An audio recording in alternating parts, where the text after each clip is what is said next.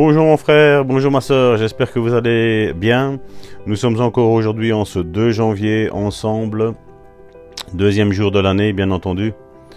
Vous allez dire Salvatore, tu m'apprends rien, ce n'est pas grave. Soyez puissamment bénis. Vous savez, la joie du Seigneur est vraiment notre force et c'est ce que nous avons besoin mon frère, ma soeur. Les mauvaises nouvelles affluent de partout le monde. Des fois, certains sont en train de subir des attaques de l'ennemi. Et comme je dis toujours, quand nous rions, l'ennemi pleure. Et quand nous pleurons, l'ennemi rigole. Donc, mon frère, ma soeur, s'il pleure ou s'il rit, ça dépend de notre état d'âme, mon frère, ma soeur. Donc, voici aujourd'hui, en ce 2 janvier, nous allons continuer la méditation et je voudrais vous donner un témoignage que j'ai lu il y a quelque temps. Se trouve dans Proverbes, chapitre 4, versets 20 à 21. Mon fils, sois attentif à mes paroles, prête l'oreille à mes discours, qu'ils ne s'éloignent pas de tes yeux, garde-les dans le fond de ton cœur. Le titre de cette méditation est « Que la parole de Dieu ne s'éloigne pas de vos yeux ». Regardez ce témoignage que j'aimerais vous partager.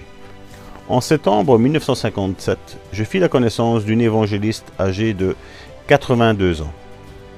Alitée depuis 2 ans, atteinte d'un cancer de l'estomac, les médecins ne pouvaient pas comprendre comment elle avait vécu aussi longtemps. Après l'avoir opérée, à la vue de plusieurs tumeurs malignes, ils avaient refermé de nouveau en admettant qu'on ne pouvait plus rien faire. J'ai cru devoir lui lire Proverbes chapitre 4 versets 20 à 22.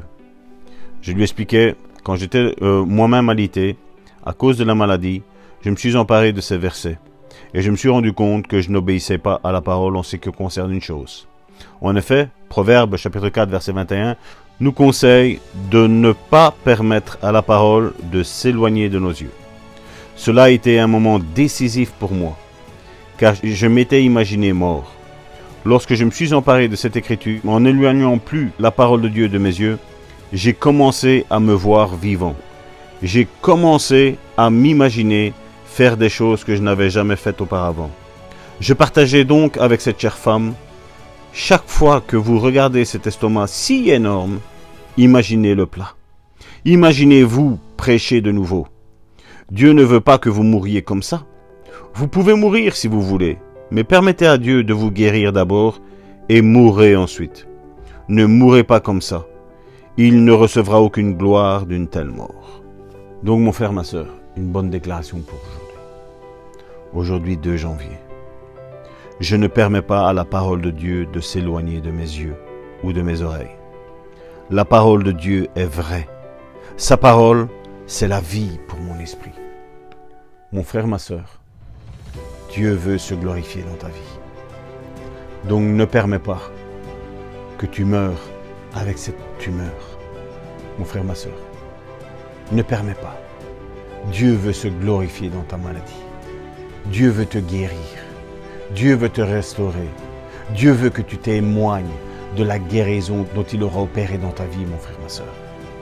Alors, mon frère, ma soeur, une bonne déclaration pour aujourd'hui. Je suis guéri au nom puissant de Jésus. Proclame à la maladie de sortir de ton corps. Proclame à ta tante, à toi, qu'elle ne soit pas atteinte par aucune tumeur.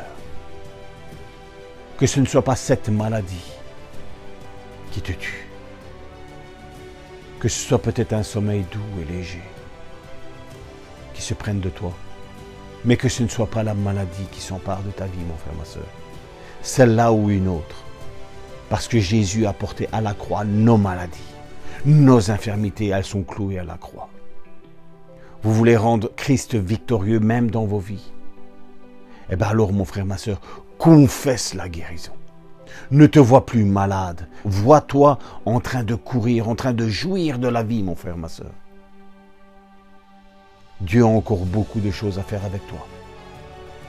Mais si tu lâches, il ne pourra rien faire. Donc tiens bon, mon frère, ma soeur. Au nom puissant de Jésus, soyez bénis et à demain pour notre déjeuner matinal.